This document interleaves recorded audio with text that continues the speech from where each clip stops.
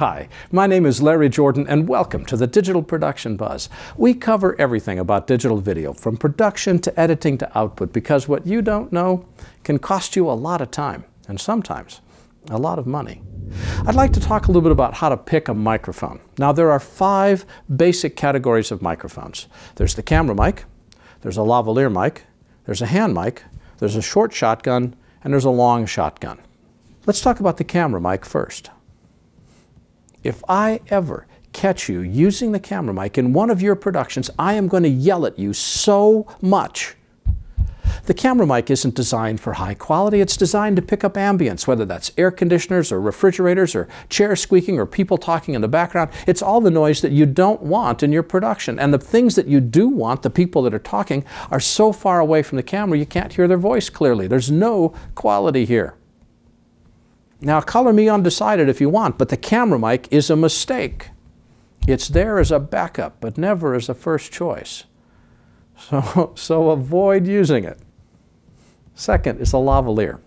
A lavalier is a microphone that clips onto the clothing. I'm wearing one now for the recording that I'm doing. And there's dozens and dozens of different lavalier mics. In fact, in the premium edition of this podcast, I'll give you some brand names to consider of lavaliers that are worth using.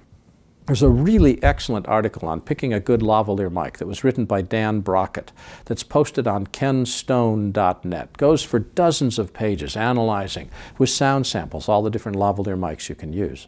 The benefit to a lavalier mic is that it's close to the talent, it picks up nice tight sound, it tends to reject ambient noise, that is to say noise outside in the room. But the disadvantage is it's visible. Now, you can, in fact, hide it inside clothing, but then it starts to pick up clothing rustling. So there's some trade-offs here. If you don't mind seeing the mic, a lavalier is a really good choice, but it's not always the best choice. I'll give you another one a little bit later. Another kind of microphone worth using is called a hand mic. You see singers use them all the time. Really good for vocals because a singer has to hold on to something, they're nervous. And so a hand mic is a good choice. You use hand mics when you want really good noise rejection, you want really tight sound, and you don't mind seeing the mic.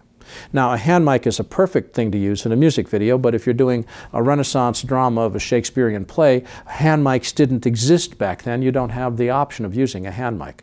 So we go to the next option. This is called a short shotgun. This is a microphone about a ½ inch in diameter. It's about 6 to 7 inches long. And you point it like you point a pistol. It's got really, really good sound pickup on a narrow range of about 5 or 6 degrees. So it picks up exactly where it's pointing and it rejects the sound of where it's not pointing. These are excellent mics to use when you've got someone that can run the mic and point it at talent. Say you get about 2 feet away and you point directly at the person speaking and all the ambient noise fades away. Really good bass response. You'll get better bass response from a short shotgun than you will from a lavalier mic. The disadvantage to it is you've got to have somebody running the microphone. On professional productions, they'll work with a different kind of microphone called a shotgun or a long shotgun or a boom mic. These are mics that are almost 2 feet long, also a ½ inch in diameter.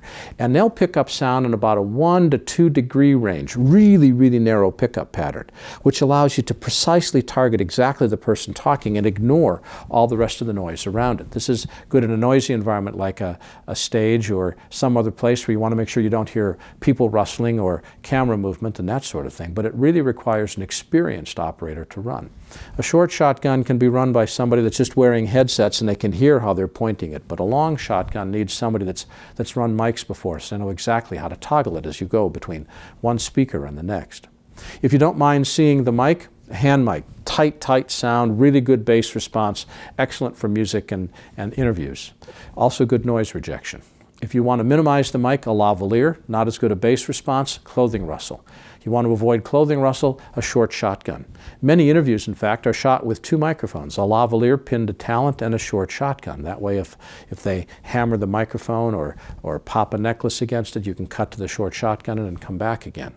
Lots of different things to consider as you're choosing a mic. And in fact, I'll have even more specifications for you in the premium edition of this podcast. Or you can get more information by going to our website.